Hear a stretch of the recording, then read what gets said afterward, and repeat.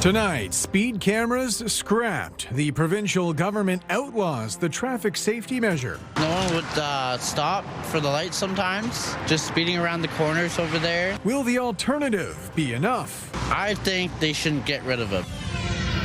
Plus, pushing back on new headquarters. I'm not going to support a vanity project at a time that we can't afford it. Sarnia's mayor at odds with police over a new building. And a community chapel connected to history. We're just proud of the little church we have here. And nearly 2 centuries later, still bringing people together.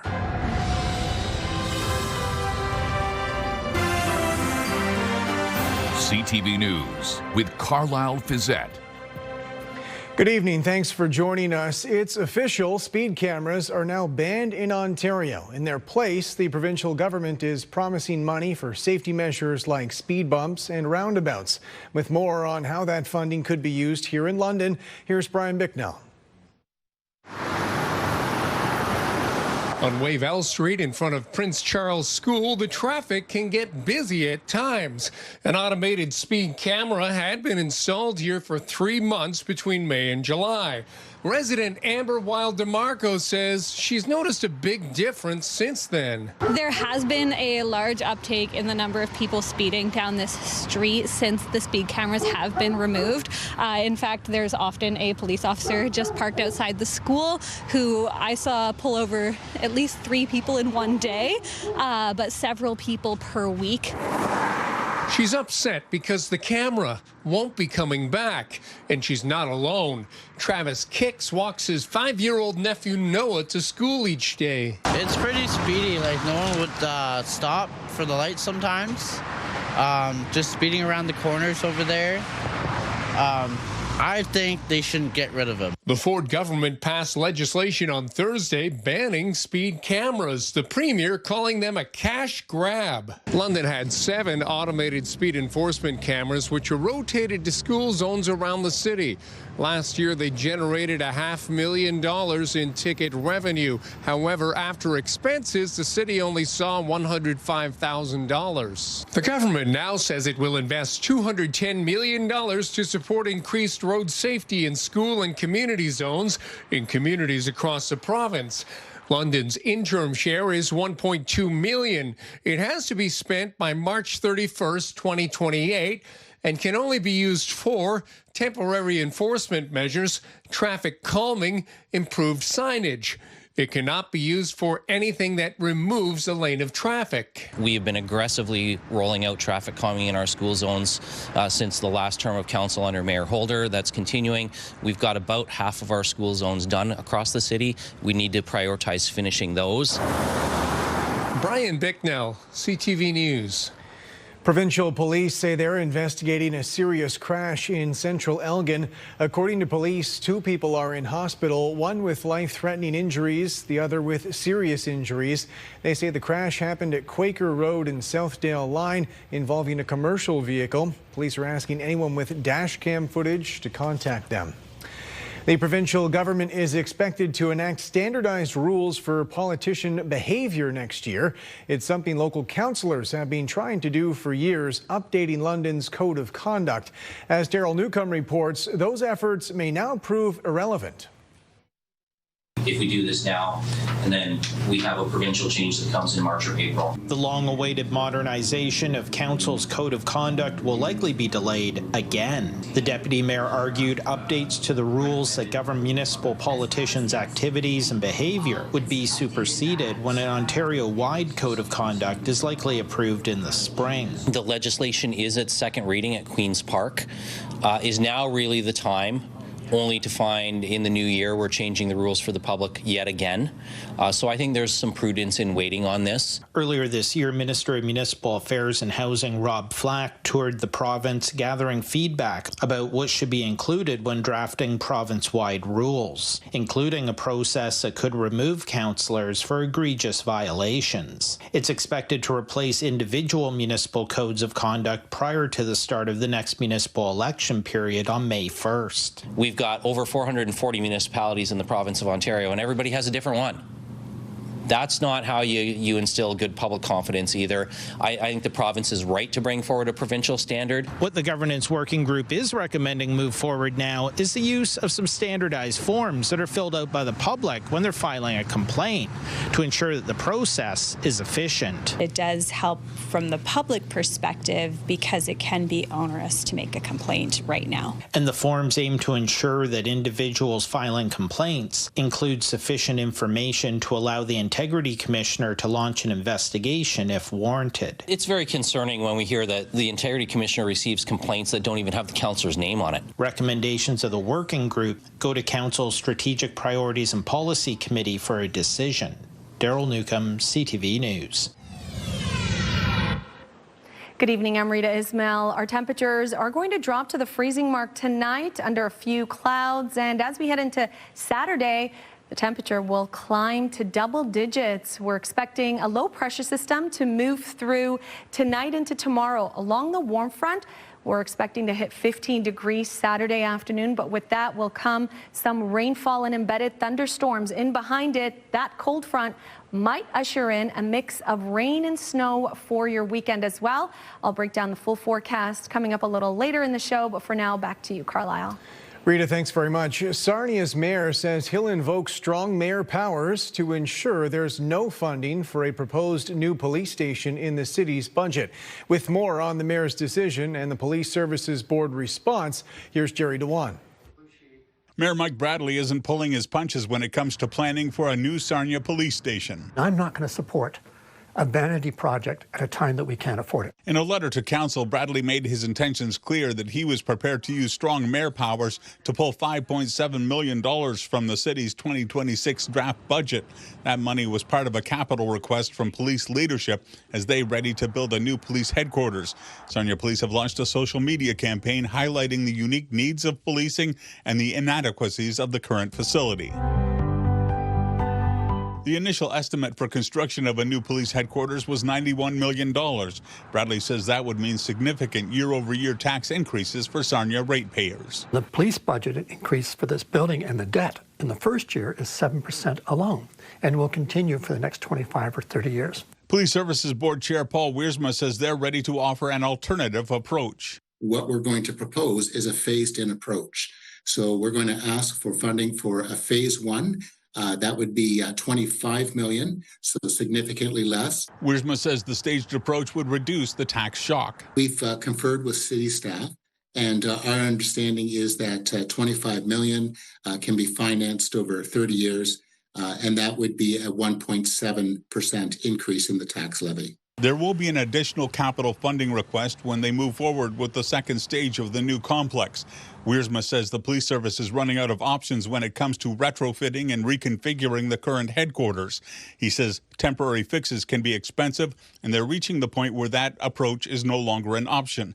He stressed that waiting also comes at a cost. When we talk to the consultants, they talk about the escalation costs.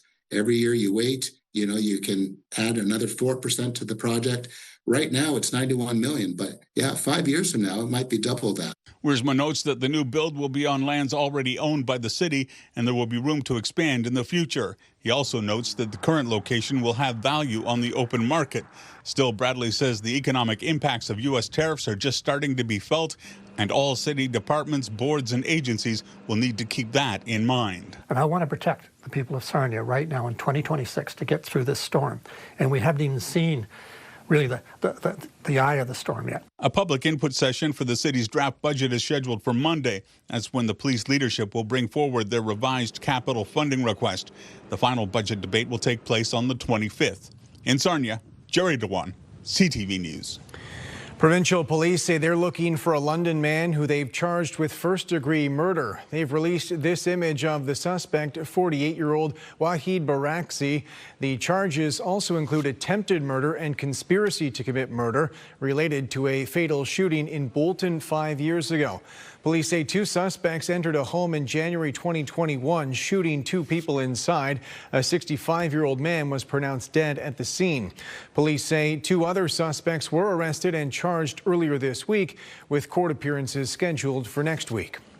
London police say they're investigating several high-end vehicle thefts. According to police, 3 Toyota Highlanders and 2 Lexus cars were stolen from homes on November 2nd and 9th, and they say they believe those thefts may be related.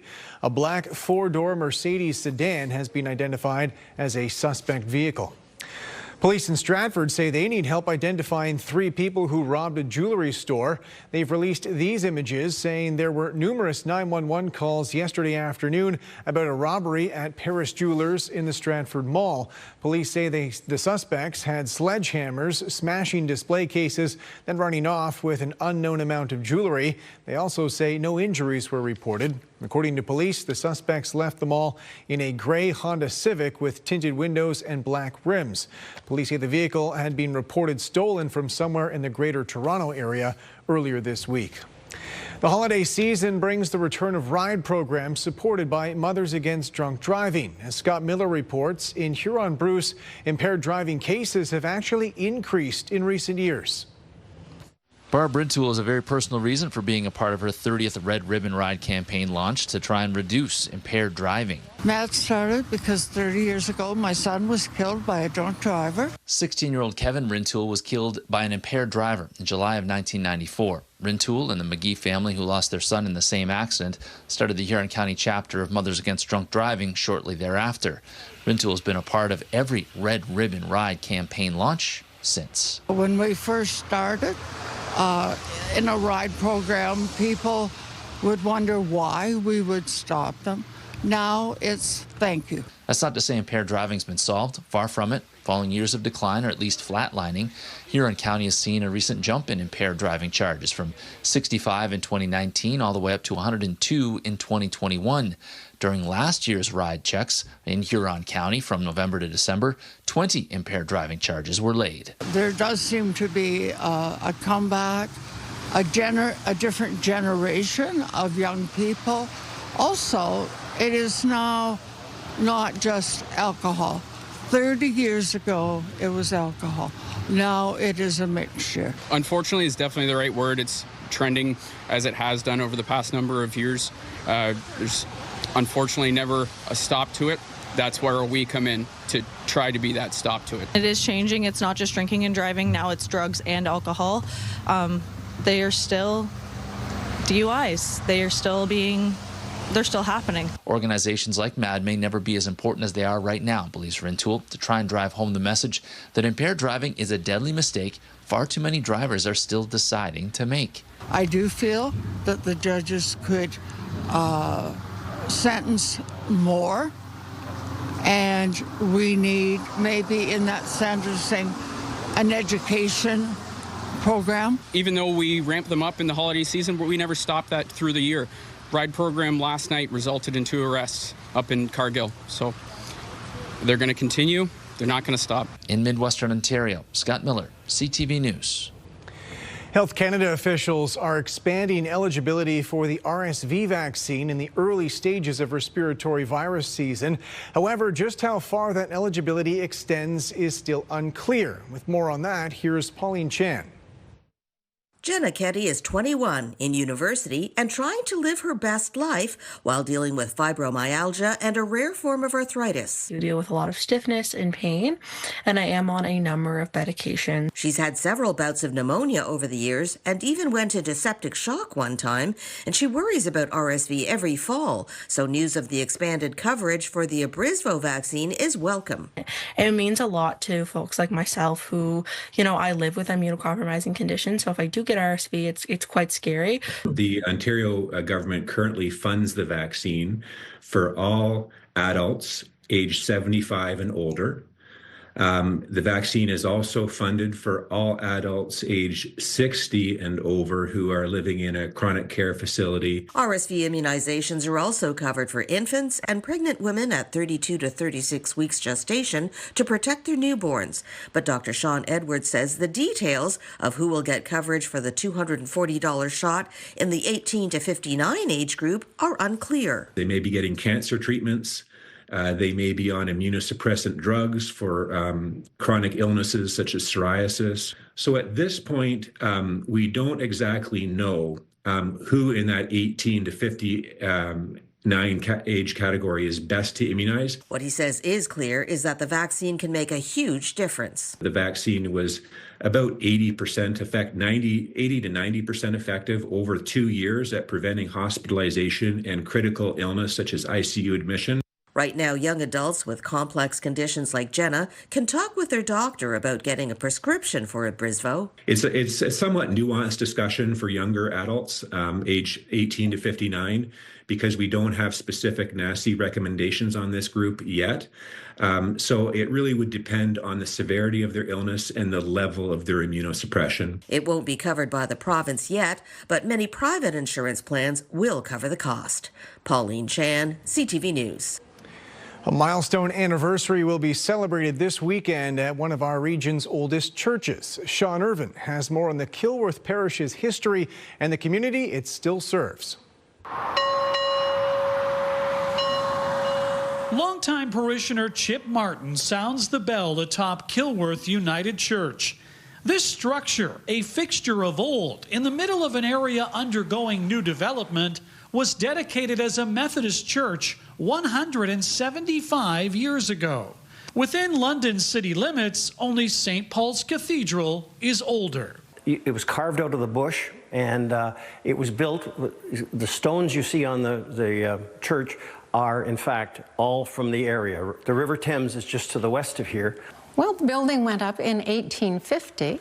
It was the second church for the community known as Kilworth. 175 years ago, this church was part of a vibrant community. So much so, in fact, that Kilworth rivaled London. History backs the story that Kilworth's founders had big plans for growth. They even built 2 hotels near the church. It was very picturesque. There were numerous mills, and people were excited. They thought, with the railroad coming, we will surpass London. As we know, that didn't happen. The railway bypassed Kilworth in 1853. And this community withered and died virtually almost immediately. And this church and the stone house across the street are among the very few reminders of what Kilworth itself used to be. Despite the downturn, the congregation at Kilworth United Church remained steady for the next 172 years. While only 60 people make up the congregation today, nearly everyone attends each week. Together, this community has a weekend of celebrations planned to mark the anniversary. We're not just about this beautiful building. We're about being in the community, seeing what the needs are in the community, and seeing how we can help. We're just proud of the little church we have here, and I don't know if we'll last for another 175 years, but so far so good. In the London portion of Kilworth, Sean Irvin, CTV News. The Salvation Army's annual Christmas Kettle campaign gets underway this weekend. Organizers say this year's goal is $650,000. Kettles will be stationed at dozens of stores and malls around the city. Cash, credit, and debit card donations are all accepted. Local officials say last year they helped 3,000 London families and 4,500 kids through the Christmas Assistance Program.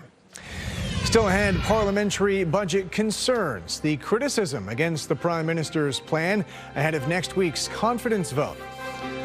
Plus, as the gift-giving season gets closer, Canadians may be tightening the purse strings amid inflation.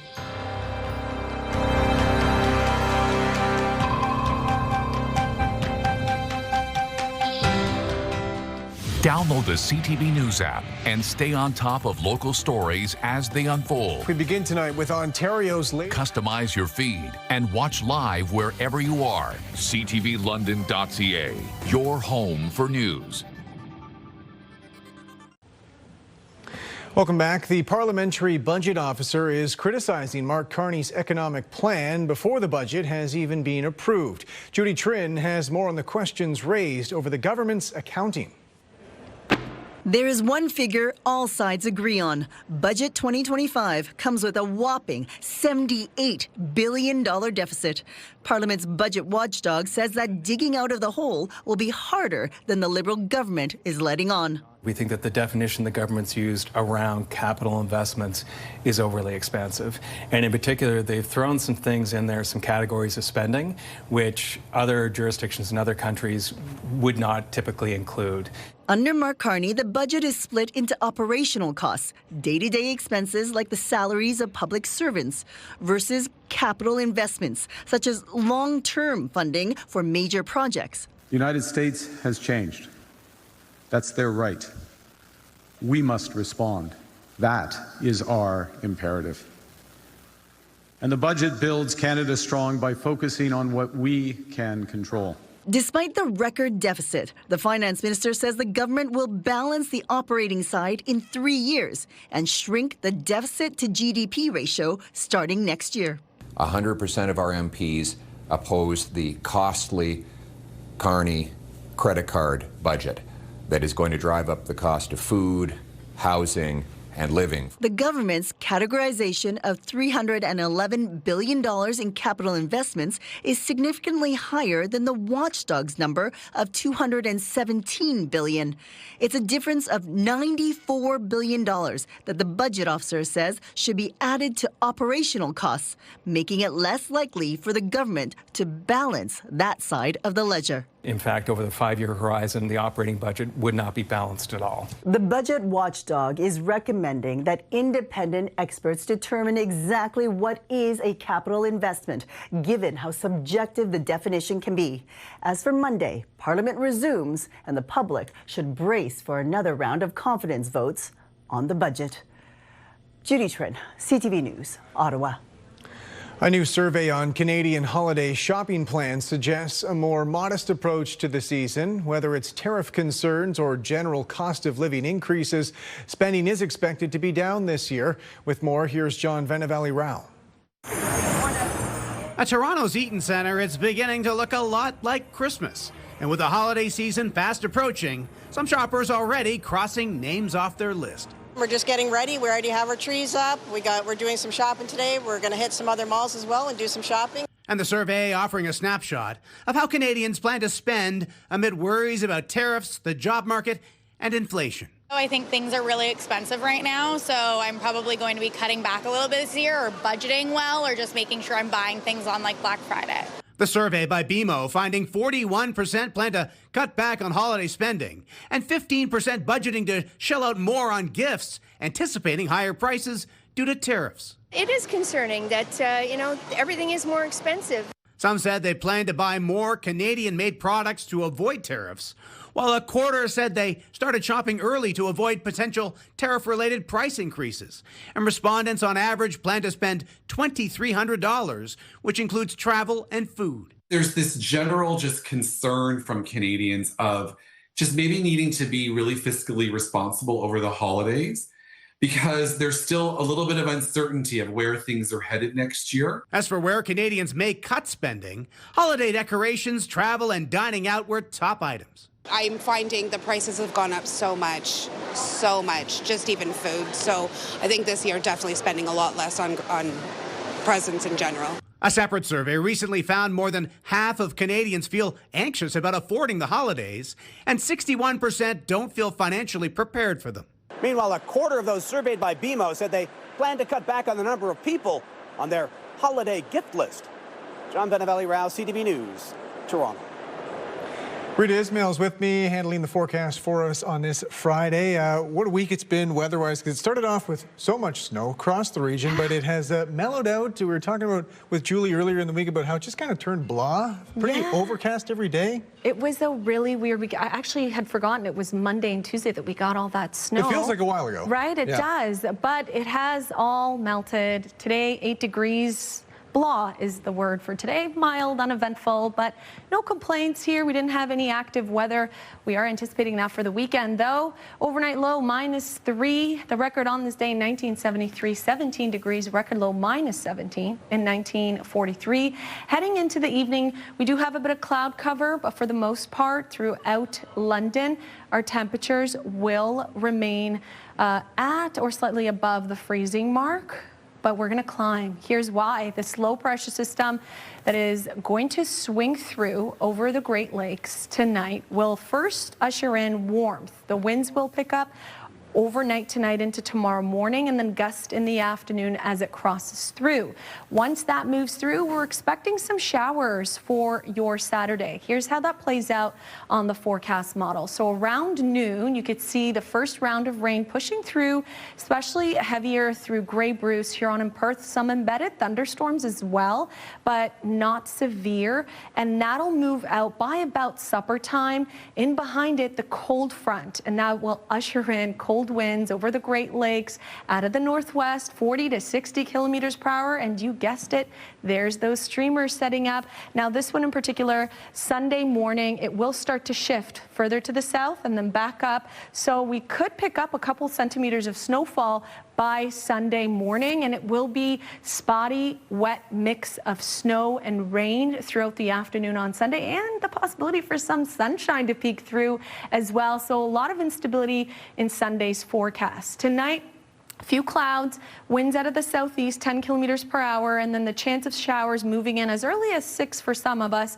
in southwestern Ontario, and then really the bulk of that rain around noon.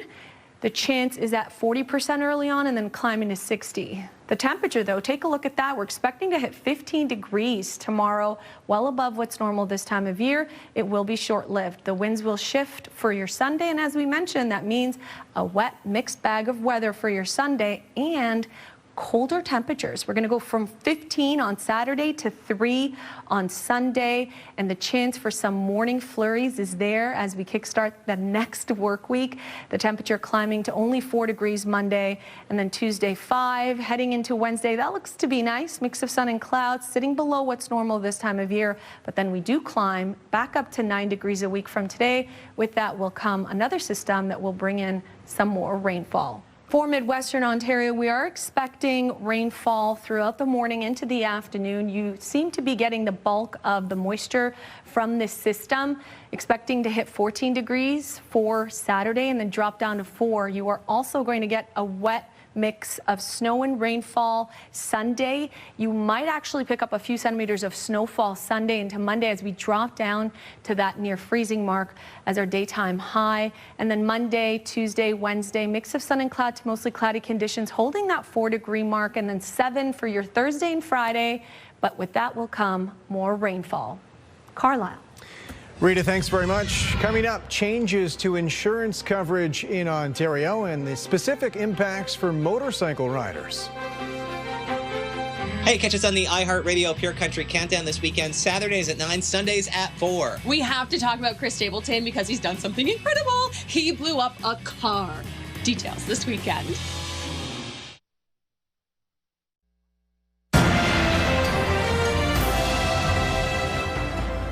Stats Canada data shows national manufacturing sales recently reached their highest level in months.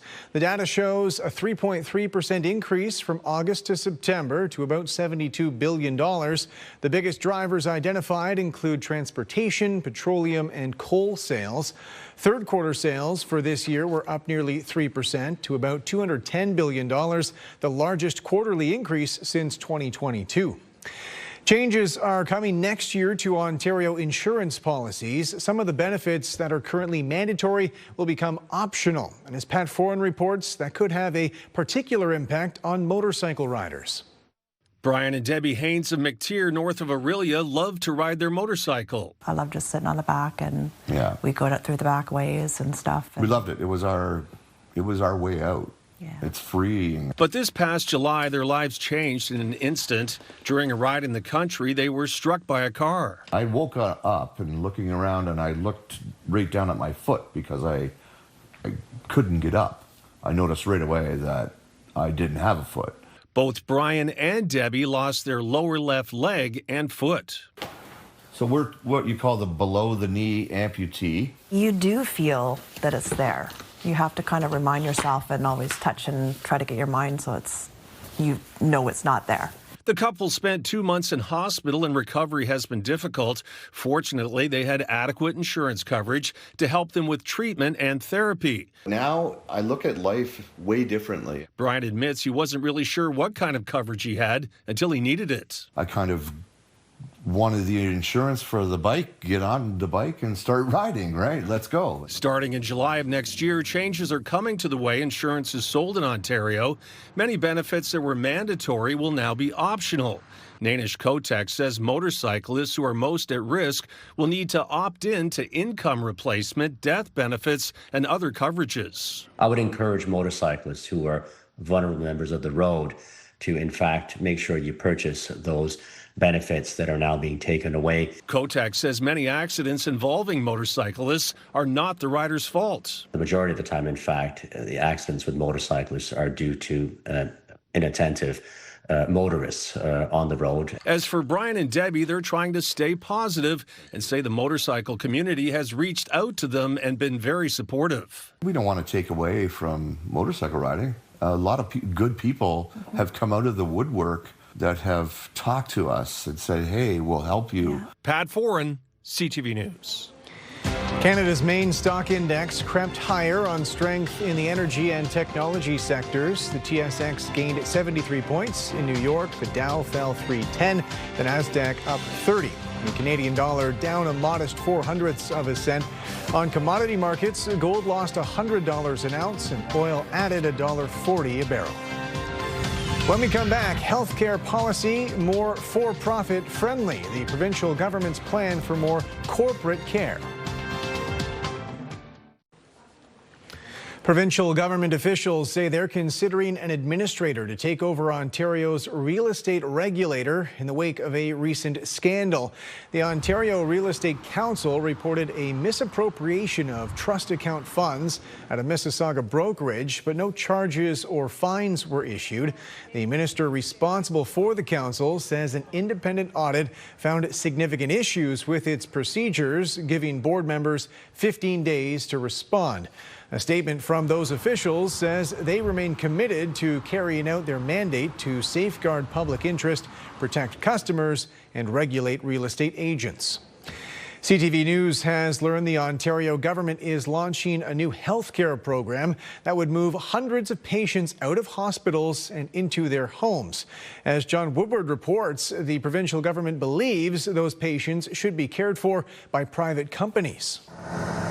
Dr. Amina Jabbar has a problem in her seniors internal medicine unit just outside Toronto. You know, at the beginning of fall-ish, with a 30% rate of patients who just can't go home. Can't leave the unit in the Trillium Health Partners Hospital, meaning there's no room for anyone new. A problem replicated across Ontario hospitals. Government figures say some 5,000 patients are in this situation, half of them waiting for long-term care beds that aren't opening up either. The Ontario government proposing to find a way to care for them at home, according to documents obtained by CTV News, the model called high-intensity bundled home care. A call for proposals for companies who can care for patients who meet a crisis designation, who have mental health or addictions issues, and who are awaiting rehab but can't get a rehab bed. At this stage, the ministry is planning for 570 weekly active patients across Ontario, 145 of those in Toronto. The government would pay a flat fee of $1,500 per week for people with mental health or addictions issues and $5,000 per week for anyone with higher medical needs. Critics worry there's already a worker shortage. I hear from home care recipients all the time that it is very difficult to find workers. There are missed appointments. There are issues with, of course, the safety that comes with that. The province's opposition is recalling problems with previous efforts at home care. People going without catheters. We've all heard those nightmare stories. So I have some very deep concerns. Dr. Jabbar, hopeful but skeptical it's enough. It is the supports that we absolutely need at home. But frankly, it's a Band-Aid on a gaping wound. There's a very short timeline here. The government is asking these companies to submit their proposals in a week with the expectation their service will be up and running in 4 weeks. The projected cost for the first tranche of patients is expected to be about $11 million. John Woodward, CTV News. The Alberta Premier says she still wants to announce a memorandum of understanding with the federal government on oil and gas, specifically related to federal laws she says are impacting the sector. I would say it has to be before the end of the month. The Prime Minister, I've made it pretty clear to him that there's an urgency to coming to terms on these issues. We know that there are a number of different projects, whether they're AI data centers or whether it's the expansions that have been announced of existing pipelines and oil sands projects. They need some certainty of knowing what the future is going to look like. Danielle Smith has previously said she wanted to make an announcement by this weekend, but she now says it may take a few more days. Police in British Columbia say extortion-related violence is intensifying. Just this past week, they say one family were targeted twice, with attacks becoming more brazen and frequent. Dimitra Maragos reports. Wood boards now replacing doors to an open home. This mansion on the 17,000 block of 32nd Avenue hit twice in less than a week in extortion-related shootings. The first on Saturday, caught on camera, leaving windows shattered and one person with non-life-threatening injuries. The second, Wednesday evening. We have victims that are recoiling from what has now been a targeted incident twice. Surrey police say since the beginning of 2025, there have been 95 extortion-related incidents and 44 involved shots being fired. No, the numbers don't look good, the incidents don't look good, and having anyone in the community not feel safe is not great. 3 people have been deported through the efforts of the task force targeting violent extortion threats in the Lower Mainland. I know that there is a huge level of anxiety in communities south of the Fraser around this. Premier David Eby acknowledging the task force needs to communicate better to the public, and in terms of resources, our team is ready to ensure that those resources and any additional changes or information that they need is made quickly available. This has to come to a stop. Enough is enough. We need to treat this like an emergency. Opposition leader John Rustad says the provincial government has fallen short. We have not seen the action that needs to be taken to treat this with the seriousness that it is. And is also calling for a federal task force to be dedicated to tackling crime in BC. He says it would be in partnership with the RCMP, CBSA, and federal agencies. And Surrey Mayor Brenda Locke agrees. The federal government must step up. Adding the ripple effect of extortion-related events is much greater than one can imagine. Dimitra Maragos, CTV News, Surrey. Toronto Blue Jay Vladimir Guerrero Jr. has won Major League Baseball's inaugural Entertainer of the Year award. Hit well to deep left center. And this one will go. Guerrero Jr. helped the Jays to a regular season division championship before clinching the franchise's first World Series appearance since 1993. The 26-year-old is known for wearing his heart on his sleeve and playing the game with passion. He's currently under contract with the Blue Jays until the end of the 2039 season. Tonight's weather snapshot sent in from our viewer Ellen Price, a great close-up of a male cardinal inside some snowy cedars. Thanks for sharing, Ellen. A few clouds for tonight. We'll drop down to the freezing mark, but warming up on Saturday to a daytime high of 15 degrees under mostly cloudy skies throughout the day with periods of rainfall in the afternoon and evening. Once that system moves out on Sunday, our temperatures will drop right back down with breezy winds. And to start next week, Monday will be blustery and chilly, partly sunny and seasonal midweek, and it'll be wet and mild late in the week. CTV News London has a newsletter helping you start your day with the latest local headlines. By signing up, you'll get local news content from CTV London direct to your inbox, including top stories, the forecast, and videos. You can sign up at ctvnewslondon.ca. Ukrainian authorities say Russia launched a large drone and missile attack today, killing 6 people in Kyiv. They say it was one of the biggest attacks on the capital so far. Local officials say most of the incoming artillery was shot down, but falling debris and fires damaged several buildings, including high-rise apartments, a school, and a medical facility. They say 2 people were also killed in strikes on a city on the Black Sea. Ukrainian forces have launched their own missile and drone attacks recently, targeting Russian oil exporting infrastructure. Indigenous protesters blocked the main entrance to the COP30 climate conference in Brazil today. The demonstrators say they want a voice at the table. Conference participants were rerouted elsewhere. Local authorities say the peaceful protest ended following a discussion with the climate talks president. Organizers have touted these meetings as an opportunity for Indigenous people to be more involved in the discussions.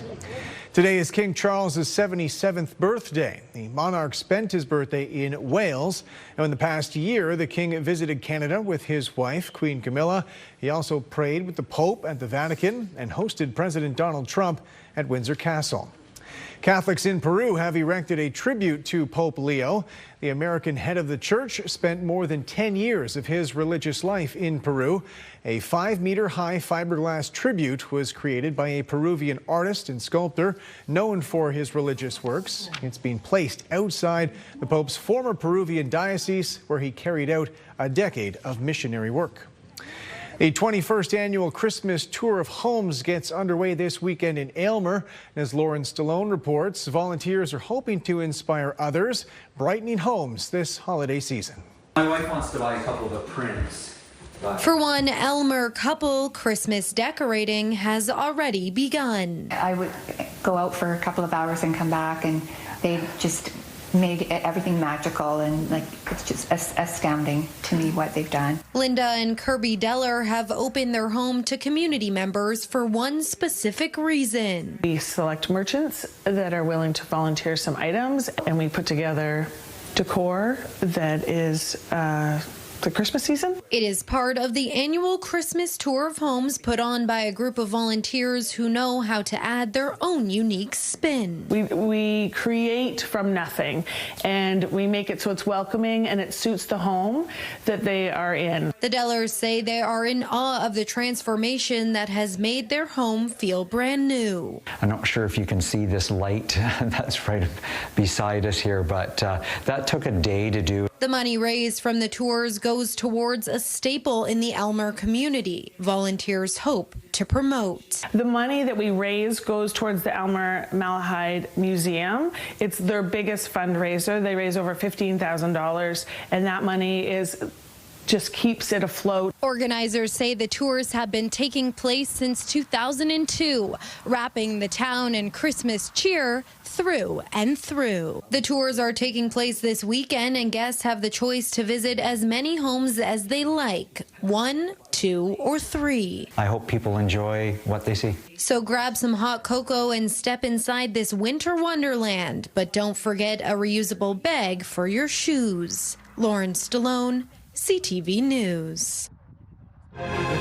London's top stories. We have breaking news tonight out of Ottawa. The latest in the breaking news alerts. I'm tracking an area of severe weather. It'll start. And watch live. A development now to a story from City Hall we brought you. Download the CTV News app.